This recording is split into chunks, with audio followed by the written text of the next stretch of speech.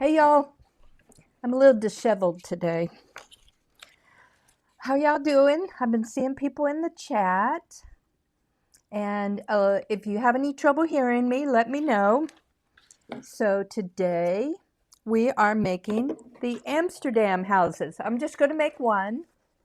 I'm going to make my favorite shape, which is the round one, the green one, the green and the purple.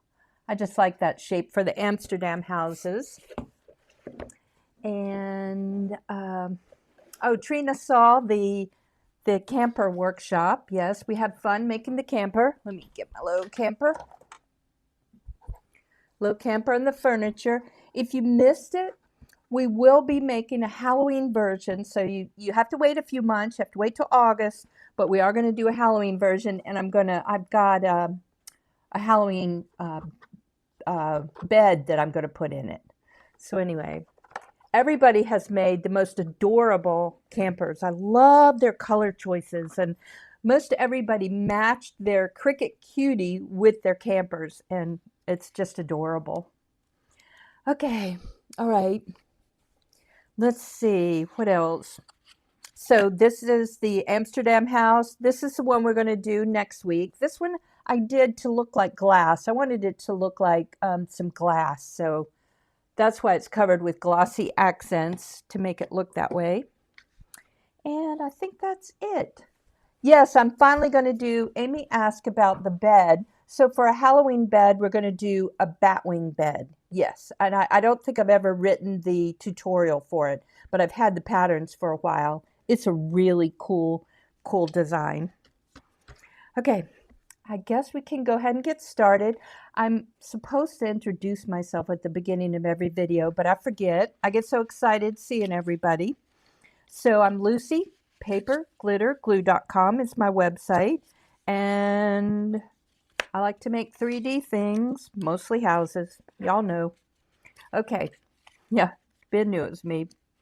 Ben, my trusty assistant. He really saves me lots of times. Okay, I'm going to switch cameras. I'm going to move this one back. Rotate the camera in the way. Find the button. Here we go. Good. That actually worked pretty well. Okay, so I designed this so you can add different facades. Let me show you. So there are 3 different facades, these kind of stepped designs, and then the curved one. Like I said, the curved one's my favorite. I made this about 6 years ago, and this used to be pink. You can see it's a little more pink on the back, but it's faded over time, so it looks white. And I also used, mixed them with sand, I think, to make a texture. And this was when I barely knew how to make things, so I used windows from one of Tim Holt's die sets for the little village, but I've since upgraded, and there are windows in the pattern. And I did a upgrade today, so I included different kinds of windows, plain windows, windows with that one has the panes in the middle, has the I can't remember the fancy word for what the wooden parts are called. This is a trim. Let me see what else. This is a spare little window that's got an arched surface, and I think there's an arched, yes. And there are arched windows as well if you'd rather use those. Those are your options. So, but I just chose square ones, and I glued them onto the facade. So this is the base for 6 windows. If you want the base with 9 windows, you really want a lot of windows, you can use that one. But this is the base with 6 windows. And I'm folding along all the score lines. Hey, Keisha. Barbara Rogers. So happy to see you guys. And then this is the facade that lets you kind of adjust the to make them look different. And the other thing I thought about was that maybe maybe they should be, you know, you could actually cut off a little bit so there's some variation in height. I may do that later. I have so many things I want to do. Wait, wrong glue. I made this one out of watercolor paper, partly because it paints so well. I see Marie Barnes from Pennsylvania. I don't know what the weather is like there, but in the southeast it is amazing. Just flat out amazing. Beautiful. We got lucky. Okay, let's get the trim to stick down. Move it over just a little bit.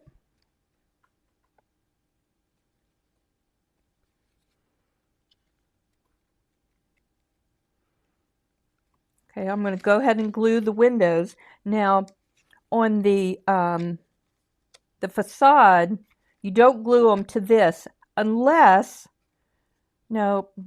If you want to glue a window behind, then just do it behind the facade. If you don't want the frame to show, I did that on some of my previous houses. Okay, but let's go ahead and add windows here.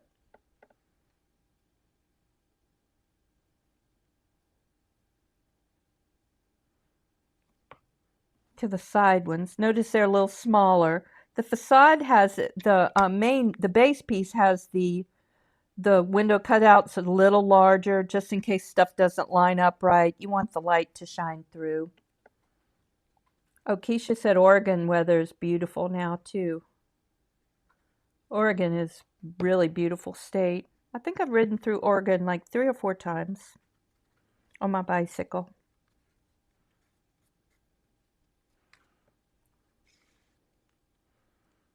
I love, it's fun to go someplace different from where you live. The Southeast is beautiful, but I think the Northwest it's a more dramatic beautiful. Our mountains are old. They've been around for a long time and they're kind of worn down. But it's much more dramatic in the northwestern US.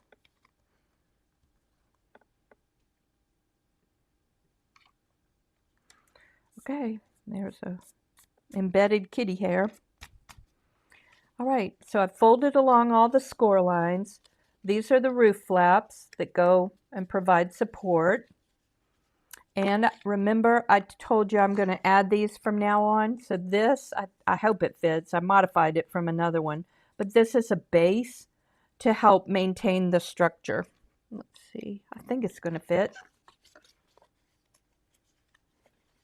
Oh, and the other thing is this little door is a little too narrow.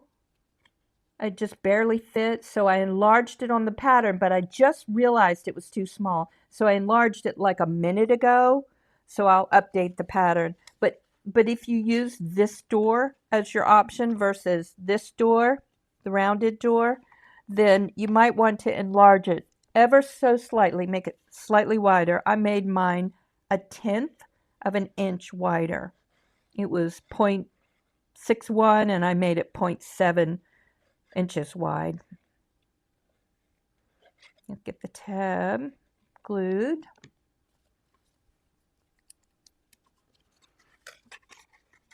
That's funny, Keisha. She says the personalities are dramatic in the Northwest. I guess they have to match the scenery, the really beautiful scenery. I just hate it when I paint cat hairs into my projects. We'll just pretend it's texture. That's what we have to do. Okay, now, remember, the roof flaps go inside, and these overlap. When I think about it, I change the pattern so it doesn't happen, but you can snip it off if it bothers you that they overlap. If it doesn't bother you, just glue them down.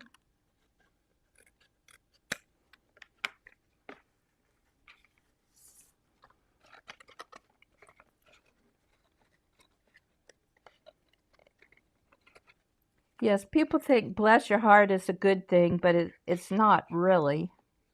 I mean, it is, but there's a tiny bit of sarcasm in it.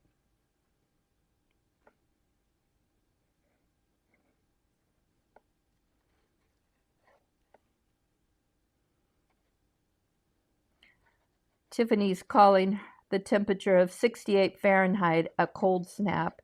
For May, it is in Alabama. Yeah, we're kind of chilly too.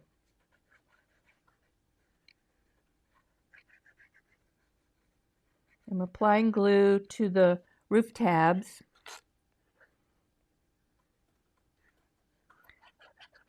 I'm probably going to have to use some painter's tape. Not sure. Sometimes it's fuzzy. I think it's fuzzy when I get too close to the camera.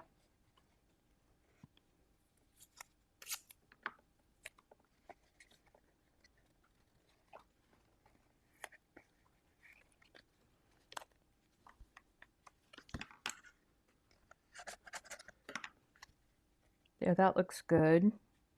I'm looking inside to make sure that the edges are pushed up against it. So like I said, I made this 6 years ago, but it's a pretty popular pattern. And you can see it's easy. I'm making it, like I said, out of watercolor paper. Partly I wanted just to make sure that it worked with watercolor paper. And it does. It works nicely. Watercolor paper, the paper I'm using rather, is 140-pound paper. So it's thicker than your kind of general heavy cardstock. Your heavy cardstock's usually 110-pound. If you're not in the US, 140-pound cardstock is 300 GSM, grams per square meter. It's like how they deliver it, I don't know. I'm just saying that's how they figure out the weight of the paper.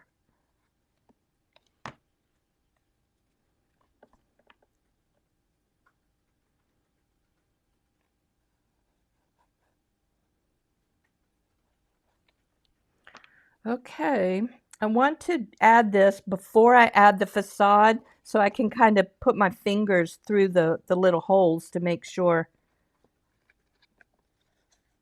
kind of glue the tabs down. And I always say this, but I never do it. If you wait a minute, your glue will get tacky and will stick much better, but I rarely wait that minute. But if you are a precision person, you know it's important to be precise. It makes you feel better if you do things very precise. Then wait for the glue to get tacky. And I need a tool. Here, I got a tool. Just to push that down a little bit. This one ooched out. Oh, you know, I'm so glad y'all suggested that it would be a good idea for me to include this bottom piece because it really does make them better. And now you actually don't even need a base. You know, your little your house is stable without it. I do leave a cutout in case you want to put it somewhere and have a little tea light or some kind of lights inside. And now, let's go ahead and put the facade on. Yes, there is a specific Cricut setting to cut out watercolor paper.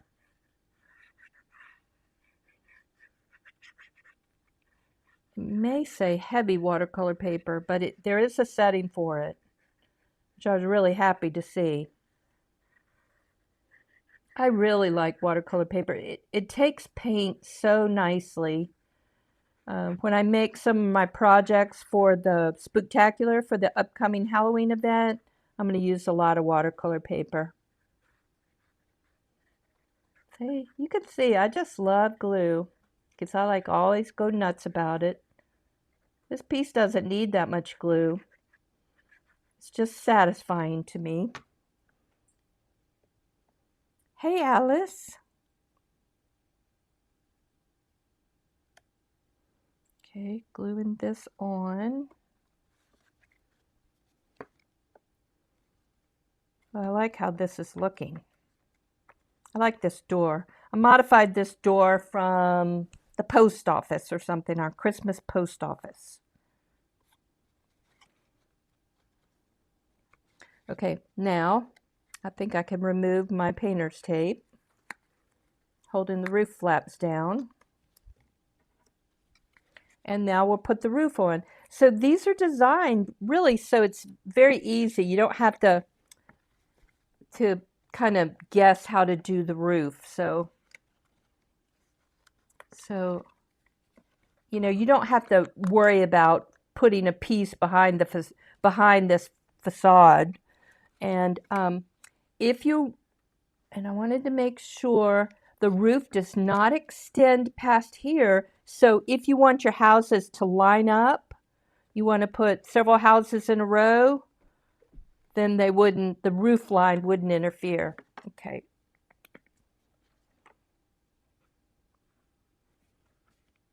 So glue. For this, you really don't need the precision tip. That's one reason I'm using so much glue, because I'm like, oh, I like bigger blobs. Inexpensive watercolor paper. No, watercolor paper is expensive. If you get it especially the heavier, there is lighter watercolor paper. For the 140 pound, it kind of works out to about, you know, close to $1 a sheet, which I know is a lot. But if you get specialty papers, like you get some from 12 by 12 cardstock, a lot of the specialty papers are about $1 a sheet too. So you can try Dick Blick. That's an artist supply company. They may have some. A lot of times they sell to teachers, so that and you know, teachers end up buying a lot of their own supplies, so some of the prices can be better there. But that's the company Dick Blick. And then you've always got Amazon. But I usually just go to my hobby store. The one that's there are only two that are open that I know of, two common ones. And I got my piece. So let's add this and let it stick down. And if you want to add a little pressure, just get a tool, a pencil or something, and just apply a little pressure inside. And then remember, this is how I tape down roof pieces if I have to. I start on one side, pull across to the other to hold the little wings down so they don't go flying up. Okay. Yeah, I really I go to Michael's for my watercolor paper partly because I love that aisle. I love to stand there and look around and like, ooh, I love this. That's one reason I like buying it from Michael's. Okay, I think that's it. Oh, Sonia's making a mess. Okay, so I'm gonna switch since I'm done. That's all there is to it. It's really easy, and it's a nice, I think a very pretty one. I was thinking you could also kind of make this solid and extend the little wings up or the little glue tabs up and make it like a box, like a gift box. I should probably do a gift box variation just because it'd be so easy. Now, let me show you. So this is the one we'll do next week. It's a little more ornate, but it's a neat design, and it's based on an actual house in the Netherlands. And then, if you like these shapes, I did the Advent calendar. So these are actually gift boxes, and I've modified them so now they're windows there. But it's like a gift box, and it's a gift box that you can fold up. I think I included the number of those designs in the description. So this is number 49. I made this a long time ago. It seems like this is something like 112 and 124. I made these about the same time. So, okay, I'm going to switch to the front camera. My nose is itching, so I may have to sneeze or something. Okay, there's our little house. Let's see. How did I make the blue and yellow house so shiny? Oh, I covered it with glossy accents. So that's what I wanted it to look like. The Dutch airline KLM gives people a bottle of gin and the bottles are in the shape of real true Amsterdam houses. So that's what it was trying to mimic, the KLM little bottled houses. So yes. So what did I put on the blue box? If you're talking about this one, I use glossy accents. I don't know if trusty assistant can find some. Yes, maybe. Okay. So there are a couple of bottles of glue. There's one on the desk, and you're looking for a little bottle, little kind of clear bottle called Glossy Accents. And if not there, yes, try that one. See if you can find Glossy Accents in there, just so I can show you. Amy, I don't know. I think Jen is like, I can't do that. Okay, it's narrow. It's little.